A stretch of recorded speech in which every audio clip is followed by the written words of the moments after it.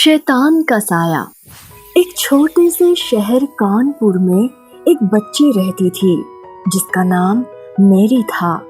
वो सिर्फ 10 साल की थी। उसका एक छोटा भाई भी था। मेरी की माँ की डेथ हो चुकी थी। मेरी के डैडी उससे बहुत नफरत करते थे। उसे दारू पीकर हमेशा मारते हैं। मेरी एकदम चुपचाप अपने डैडी का जुल्म सहती है। मेरी की मॉम जो कि डेविल की पूजा करती, वो अक्सर मेरी के ऊपर काला जादू करती थी। जब मेरी सिर्फ 5 साल की थी, मेरी के डैडी को पता नहीं था इस बारे में। एक दिन वो अपनी बीवी को ये सब करता हुआ देख लेता है। वो मेरी को वहां से लेकर जाने का करता है तो मेरी के अंदर का शैतान बोलता है, ए हाथ छोड़, ये तेरी बेटी नहीं है, तेरी मौत है। इस लड़की के हाथ से ही तेरी मौत होगी। कोई फायदा नहीं है इसे बचा के। ये लड़की ही तेरी मौत का कारण बनेगी। इसकी माँ ने इस पर ऐसा जादू किया है कि वो तुझे इसके हाथ से ही मरवाएगी। मेरी इतना बोलकर बेहोश हो जाती है। तभी मेरी के डैडी उसे और उसके छोटे भाई को वहां से लेकर दूसरे घर में चले जाते हैं। मेरी की माँ शैतानों को अपने बस में करती थी। एक दिन गलत मैजिक करने की वजह से उसकी मौत हो जाती है। मेरी के डैडी उस दिन के बाद से मेरी से नफरत करने लगते हैं। वो रोज दारू पीकर आता और मेरी को खूब मारता। वो बच्ची किसी को कुछ नहीं बोल पाती। ऐसे ही कुछ साल गुजर जाते हैं। मेरी अब थोड़ी समझदार हो जाती है और वो अपने भाई का ध्यान देती और घर का सब काम काज वो ही देखती। उसके डैडी की आदत नहीं छूटी थी। वो रोज मारता था मेरी को। वो सिर्फ अपने छोटे भाई के लिए उसके डैडी का जुल्म सहे जा रही थी। एक दिन मेरी मौका देखकर अपने छोटे भाई को लेकर घर से भाग जाती है और वो गोवा पहुंच जाती है। मेरी सिर्फ 15 साल की एक लड़की है। वो भागकर तो घर से आ गई, लेकिन उसे ये नहीं पता होता है कि वो अपने छोटे भाई को और अपने आप को कैसे संभालेगी। गोवा के एक चर्च के पास वो दोनों भाई बहन बैठ जाते हैं और भीख मांगने लगते हैं। तभी वहाँ चर्च का एक फादर जा रहा होता है तो वो मेरी से पूछता है, अरे बच्चों, तुम लोग कहाँ से आए हो और ऐसे भीख क्यों मांग रहे हो? कौन हो तुम लोग? यहाँ चर्च के पास पहली बार देख रहा हूँ। फादर, मेरा नाम मैरी है और ये मेरा छोटा भाई है। फादर, मेरी मॉम की डेथ हो गई है और मेरे डैडी मुझे बहुत मारते हैं, इसीलिए मैं अपना घर छोड़कर आ गई। मेरा इस दुनिया में कोई भी नहीं है। मेरी फादर को सब बताकर रोने लगती है। No my child, don't worry, तुम हमारे साथ चलो, हम देखभाल करेंगे तुम्हारी। Come my child. फादर दोनों बच्चों को अपने साथ चर्च में लेकर चले जाते हैं। वो लोग मेरी के छोटे भाई को अच्छी स्कूल में पढ़ाते हैं और मेरी थोड़े ही दिन बाद चर्च की नन बन जाती है। कुछ दिन तो सब कुछ सही चल रहा था। एक दिन अचानक मेरी जोर जोर से अपने कमरे में अजीब अजीब आवाजों में चिल्लाने लगती है। मेरी जिस तरह से चिल्ला रही थी मानो जैसे उसे कोई बहुत ही जोर से मार रहा हो। मेरी की आवाज सुनकर उसके साथ की सभी नन मेरी के कमरे की तरफ बढ़ती है तो देखती है मेरी एकदम भयानक शक्ल में बैठी है और जोर जोर से चिल्ला रही है। तभी एक नन उसके पास जाती है और मेरी को आवाज देती है, मेरी, ये क्या कर रही हो?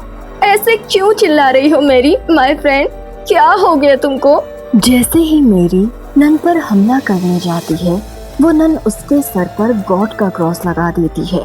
मेरी तुरंत ही शांत हो जाती है और बेहोश हो जाती है। सभी लोग मेरी को देखकर सोचने लगते हैं, आखिर मेरी को अचानक क्या हो गया। वो फादर को जाकर सब बताते हैं। फादर मेरी के कमरे में आते हैं तो देखते हैं मेरी पूरी तरह अकड़ कर पड़ी हुई है।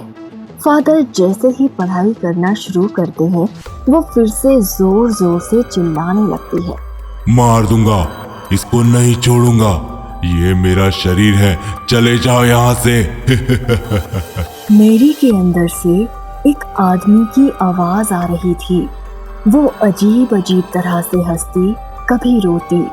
फादर उस शैतान से कुछ पूछता, उससे पहले ही वो वहां से भागकर खिड़की से चलने लगती है। उसके अंदर का जो शैतान था वो कुछ समय के लिए तो उसके अंदर से निकल गया था, लेकिन खिड़की से गिरने की वजह से मेरी की कमर की हड्डी टूट जाती है। मेरी की हड्डी टूटने की वजह से अब वो चल फिर नहीं सकती और बार बार वो शैतान उसके अंदर आने की वजह से वो बहुत कमजोर हो गई। एक दिन फादर नन को बोलते हैं, जाओ मेरी को मेरे पास लेकर आओ। नन फादर को बोलती है, ओके फादर, हम अभी मेरी को लेकर आते हैं। दो नन मिलकर मेरी के कमरे में आते हैं तो देखते हैं मेरी कमरे में नहीं दिखती।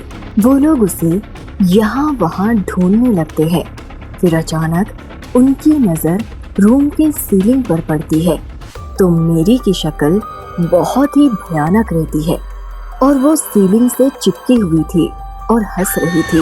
उनको देखकर वो लोग वहाँ से भागते हैं और फादर को बुलाकर लाते हैं।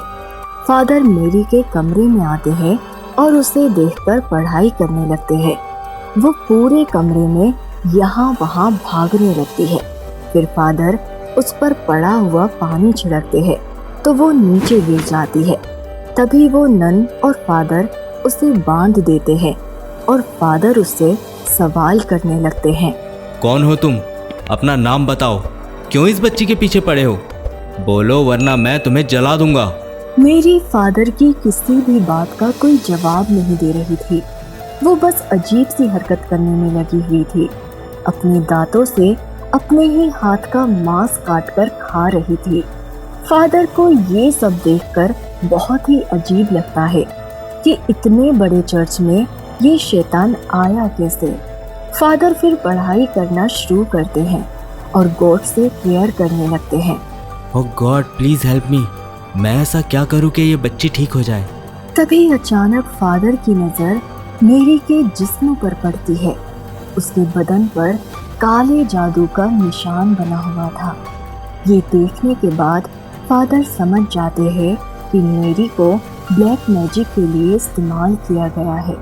फादर मेरी के पास जाकर उस शैतान से बात करते हैं।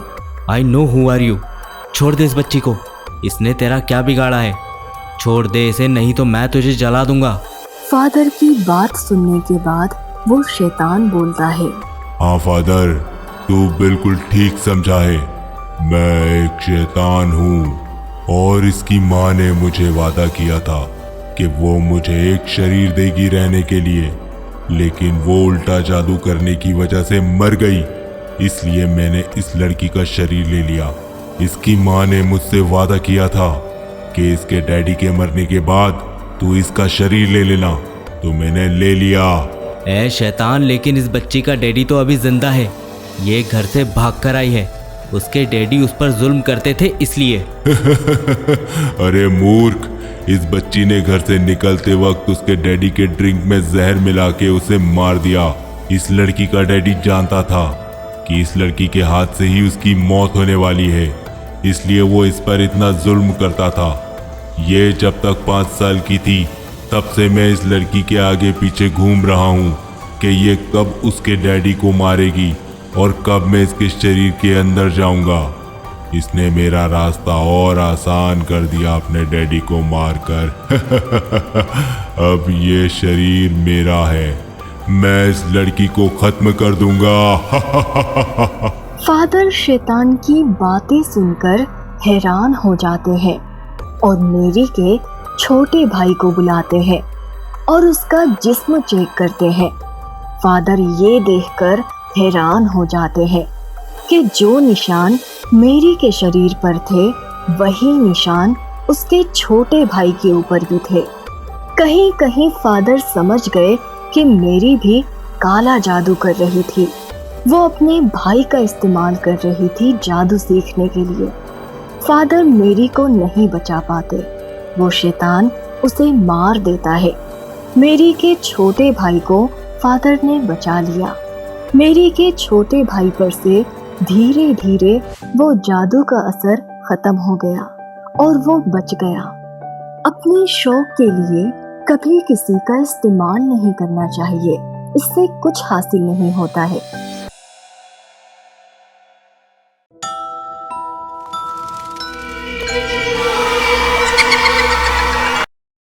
सेक्रेटरी का इंतकाम। ये कहानी है सुनीता की। उसने अपना ग्रेजुएशन कंप्लीट कर लिया था। वो जॉब ढूंढ रही थी। बहुत सी जगह वो इंटरव्यू देती है, लेकिन उसे कहीं पर भी जॉब नहीं लगी। फिर उसे एक दिन कॉल आता है। Hello ma'am, good morning. क्या आप सुनीता जी बोल रहे हो? Yes morning. हाँ मैं सुनीता हूँ। आप कौन? आपने जॉब के लिए अप्लाई किया था मैम। आपको हमारे यहाँ कल इंटरव्यू के लिए आना होगा। आपका नाम लिस्ट में आया है। हाँ ठीक है, बट आपकी कंपनी का नाम क्या है? जी मैम, हमारी कंपनी का नाम है राहुल इंटरप्राइजेस। आपने पर्सनल सेक्रेटरी के लिए अप्लाई किया था ना? कल सुबह 10 बजे आप आ जाना। जी ठीक है, मैं आ जाऊंगी। सुनीता बहुत खुश थी कि इतनी बड़ी कंपनी से उसे कॉल आया है। वो अपनी माँ को जाकर सब बताती है। माँ एक गुड न्यूज है। मुझे जॉब के लिए कॉल आया था, वो भी पता है कौन सी कंपनी से, राहुल इंटरप्राइजेस। वाओ माँ, आई एम सो एक्साइटेड। कल मुझे वो लोग ने इंटरव्यू के लिए बुलाया है। भगवान का शुक्र है, ये तो बहुत ही अच्छी बात है। सुनीता बहुत ही खुश थी। उसने कभी सोचा भी नहीं था कि उसे इतनी बड़ी कंपनी से ऑफर आएगा। दरअसल सुनीता देखने में बहुत ही खूबसूरत थी। अगले दिन की सुबह वो इंटरव्यू के लिए जाती है और ऑफिस में जाकर बोलती है, हेलो, आई एम सुनीता। आज मेरा इंटरव्यू था राहुल सर के पास 10 बजे। Yes ma'am, please sit. Sir थोड़ा बिजी है, अभी 10 मिनट में आपको बुलाएंगे। सुनीता वेट करने लगती है। फिर उसे 10 मिनट के बाद अंदर बुलाते हैं राहुल के केबिन में। जैसे ही वो केबिन में जाती है, राहुल उसे देखते ही रह जाता है। सुनीता 2-3 बार सर बोलती है। फिर वो सुनीता को बैठने के लिए बोलता है। Yes please sit. तो आपने अपना ग्रेजुएशन कंप्लीट कर लिया है, गुड। आपको कोई एक्सपीरियंस है इस जॉब के लिए? सर मुझे एक्सपीरियंस तो नहीं है, लेकिन हाँ, मैं आपको गारंटी के साथ बोलती हूँ कि मैं किसी भी काम की शिकायत नहीं आने दूंगी। वेल, देखते हैं। आप गुड लुकिंग हैं और हमारी कंपनी में आप जैसी लड़की की ही जरूरत है। ठीक है सुनीता, तुम कल से ज्वाइन कर सकती हो। अंकुर तुम्हें सारा काम समझा देगा, डोंट वरी। सुनीता बहुत खुश हो जाती है। वो खुशी खुशी घर आती है और अपनी माँ को बताती है। माँ, मुझे जॉब मिल गई है, कल से मुझे ज्वाइन करने का बोला है। बेटी, ये तो बहुत ही अच्छी बात है। तुम्हारे पापा भी बीमार होने की वजह से कुछ काम नहीं कर पा रहे हैं। अब सारी परेशानी खत्म हो जाएगी बेटी। हाँ माँ, अब आप किसी भी चीज की फिक्र मत करो, मैं हूँ ना, मैं सब संभाल लूंगी। पापा का भी अच्छी जगह पर इलाज करवाऊंगी।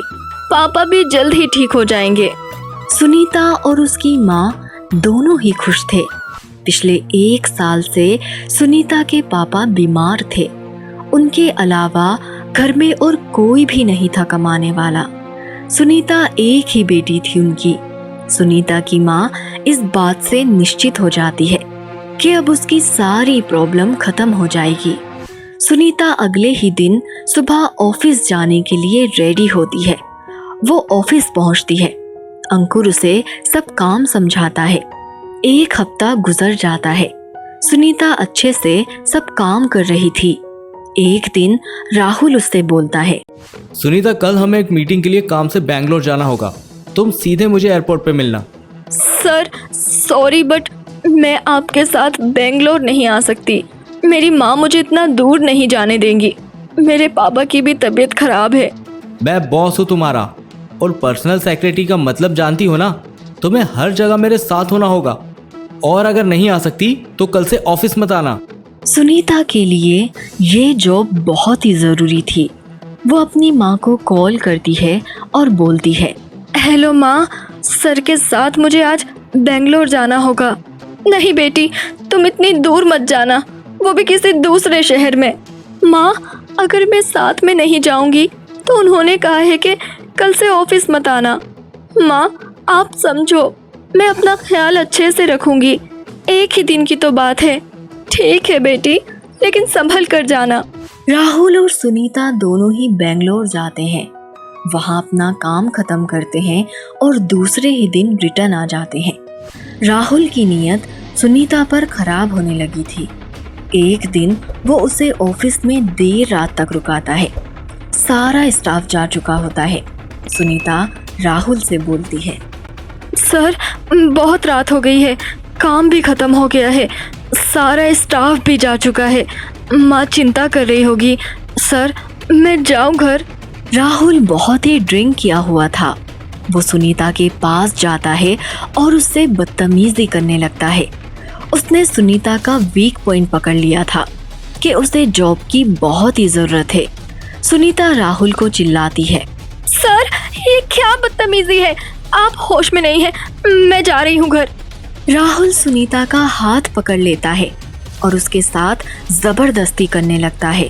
सर, प्लीज मुझे जाने दो, ऐसा मत करो, मुझे छोड़ दो। सुनीता बहुत ही रोती है, चिल्लाती है मदद के लिए, लेकिन उसकी मदद के लिए वहाँ कोई नहीं था। राहुल उसका बलात्कार कर देता है। वो ये सदमा बर्दाश्त नहीं कर पाती है और वही ऑफिस की खिड़की से कूदकर अपनी जान दे देती है। अगले दिन की सुबह ऑफिस के पास सुनीता की बॉडी पड़ी हुई मिलती है।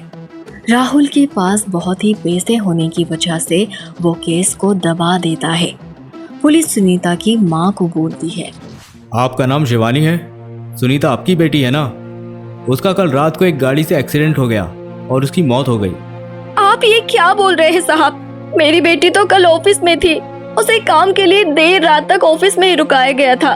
फिर एक्सीडेंट कैसे हुआ साहब? मेरी बेटी कहाँ है? उसे हॉस्पिटल में भेज दिया गया है, वहां जाके उसकी बॉडी ले लेना 2 घंटे बाद। सुनीता की माँ बहुत ही रोती है। सुनीता की आत्मा सब देख रही होती है। वो कुछ नहीं कर पा रही थी। सुनीता के मौत के बाद अब राहुल एक दूसरी लड़की को इंटरव्यू के लिए बुलाता है। राहुल ने ना जाने कितनी लड़कियों की जिंदगी खराब की हुई थी। सुनीता की आत्मा ऑफिस में ही थी। राहुल ने जिस लड़की को इंटरव्यू के लिए बुलाया था उसे अंदर केबिन में आने को बोलता है। वो लड़की जैसे ही केबिन में जाती है, सुनीता की आत्मा उसके अंदर घुस जाती है। Please sit. नाम क्या है तुम्हारा? राहुल के नाम पूछते ही सुनीता उसे जवाब देती है, तेरी मौत।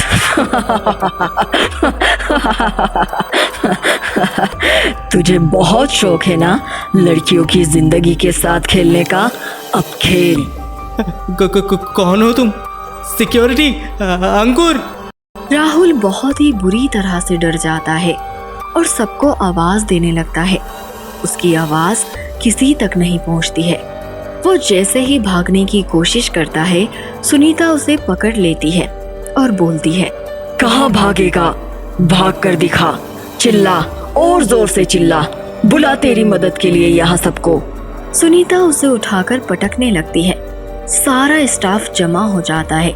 सब बाहर खड़े होकर देखने लगते हैं। सुनीता उसे केबिन से बाहर फेंकती है और सबको बताती है कि कल उसके साथ राहुल ने क्या किया था। इसने कल रात को मेरा बलात्कार किया था। मैं ये बर्दाश्त नहीं कर पाई और मैंने सुसाइड कर लिया, लेकिन इसने मेरी मौत को एक्सीडेंट बताकर बात को वहीं दबा दिया। मैं इसको नहीं छोड़ूंगी। सुनीता राहुल को वही खिड़की के पास खींचते हुए लेकर जाती है जहां से कूदकर उसने अपनी जान दी थी। वो राहुल को भी वहीं से फेंक देती है। राहुल गिरकर मर जाता है। सुनीता का बदला पूरा हो जाता है। उसकी आत्मा को शांति मिल जाती है और बाकी की लड़कियों की जिंदगी खराब होने से बच जाती है।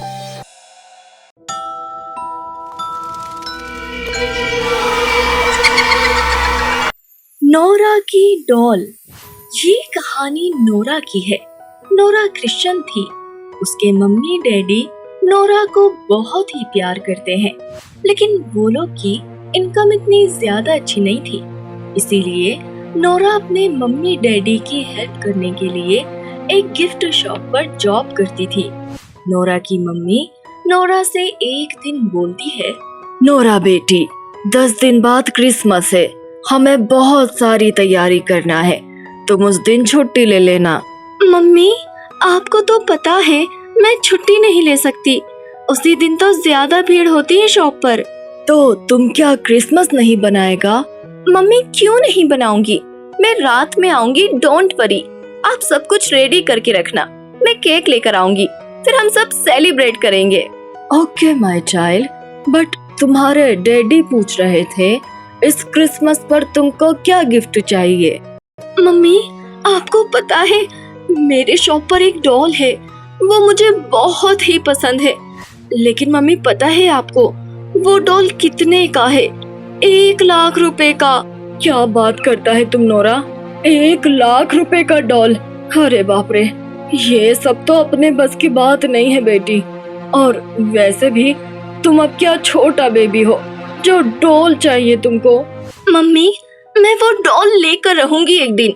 मम्मी पता है मेरी जान अटकी हुई इस डॉल में। मम्मी, वो डॉल बहुत ही खूबसूरत है, उसको मैं लेकर अपने पास अपनी छोटी सिस्टर बनाकर रखूंगी।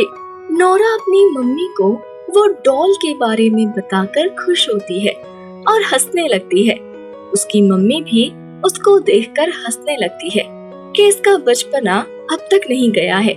अगले दिन की सुबह नोरा शॉप पर जाती है और अपने काम में बिजी हो जाती है। तभी वहाँ एक कस्टमर आता है और बोलता है, एक्सक्यूज मी मैम, क्या आप हमें कुछ अच्छा सा गिफ्ट दिखाएंगी? Yes sir, why not, please come. देखिए सर, ये हमारे ग्रीटिंग कार्ड है, बहुत अच्छे हैं, और कुछ इसके अलावा अगर आपको चाहिए हो तो वो दूसरे साइड है, लेकिन सर वहाँ सब बहुत कॉस्टली है, आपको चलेगा? कॉस्टली मीन्स कितने तक है? आई मीन स्टार्टिंग प्राइस क्या है मैम? सर स्टार्टिंग प्राइस 50,000 है, हम 10% आपको डिस्काउंट करके दे देंगे। नो मैम, हमारा इतना बजट नहीं है, आप ना कार्ड ही दिखा दो। नोरा कार्ड दिखाती है, वो कार्ड खरीदता है और चले जाता है। ऐसे ही कुछ दिन तक अच्छे से चल रहा था। नोरा वो डॉल को रोज देखती है, उसको हमेशा यही डर रहता था कि कहीं कोई वो डॉल को खरीद ना ले, मानो जैसे नोरा की वो डॉल में जान बसी हुई थी। वो घर जाती है, तभी उसके डैडी उससे पूछते हैं, नोरा बेटी, तुमको इस क्रिसमस पे क्या गिफ्ट चाहिए? डैडी, आप अच्छा सा मेरे लिए 1 पीस लेकर आना, मैं वही पहनकर शॉप पर जाऊंगी। ओके बेटी, ठीक है, मैं कल सुबह तुमको लाके दे दूंगा, तुम वही पहन के जाना, फिर हम शाम में तुम्हारे और कुछ तुम्हारे फ्रेंड्स को बुलाकर पार्टी करेंगे, ठीक है?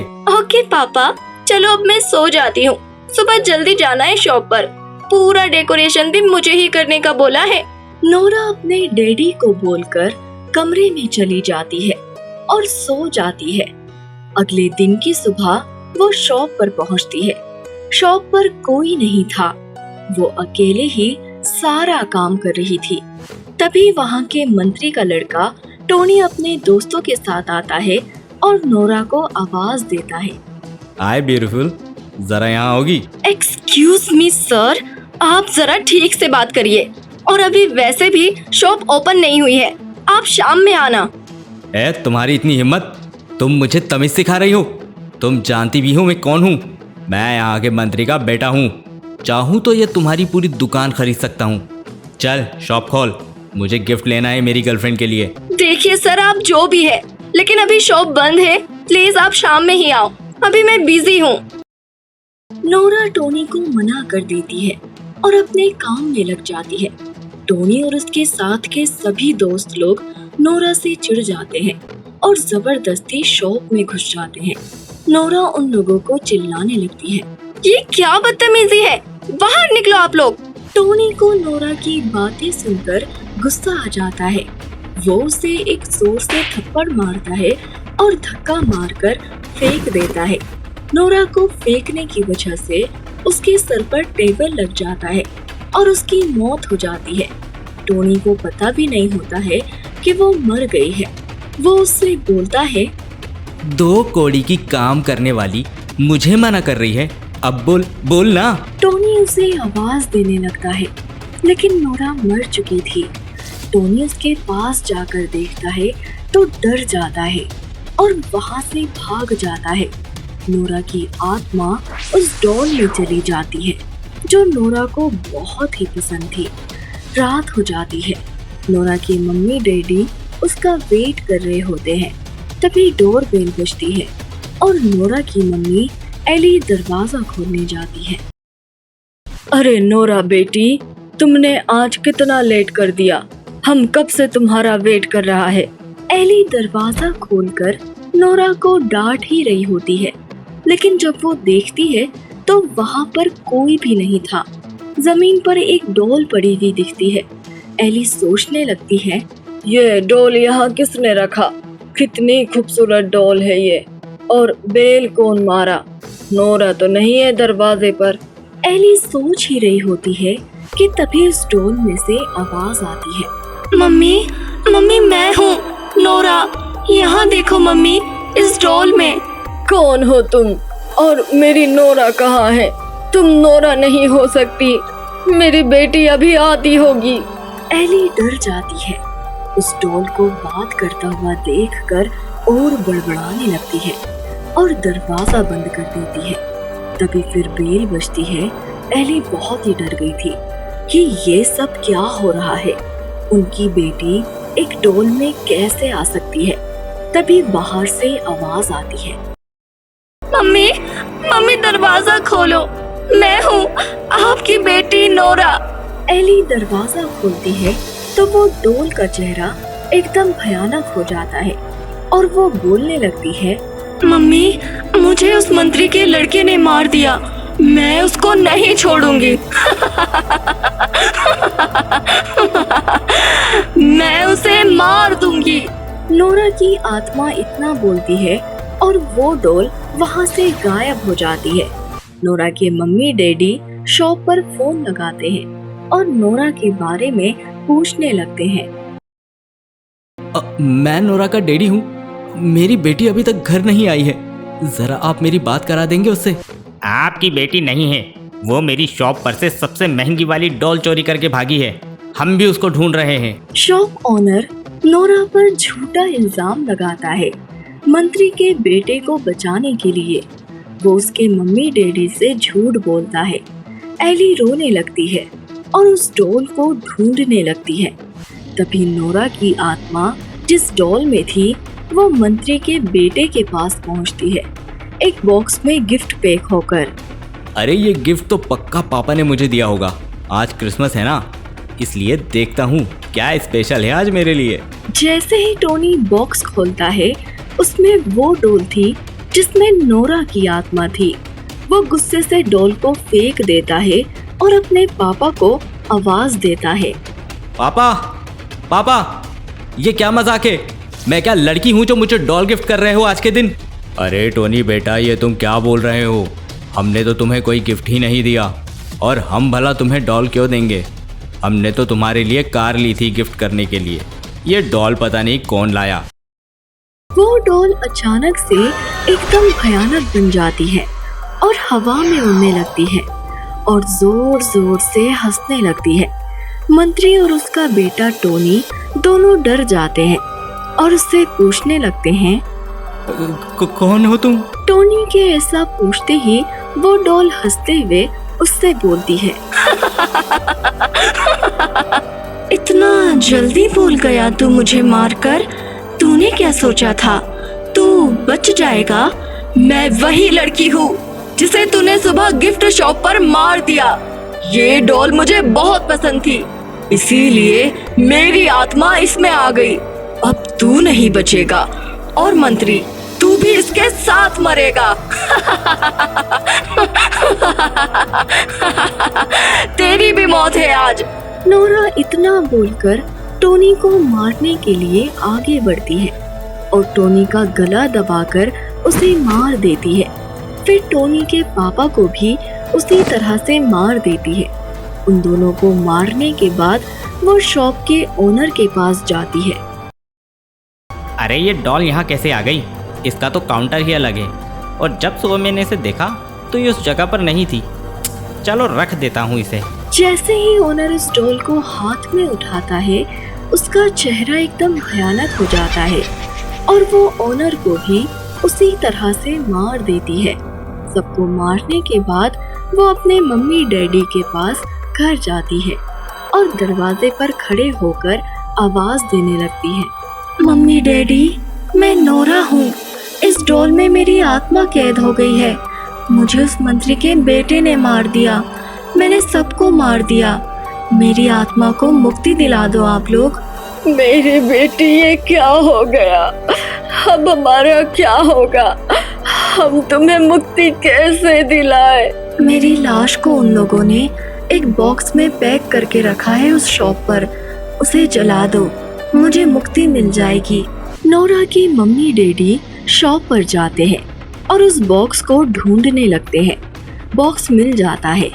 नोरा की लाश उसी में थी। वो लोग बॉक्स को जला देते हैं। नोरा की आत्मा को मुक्ति मिल जाती है।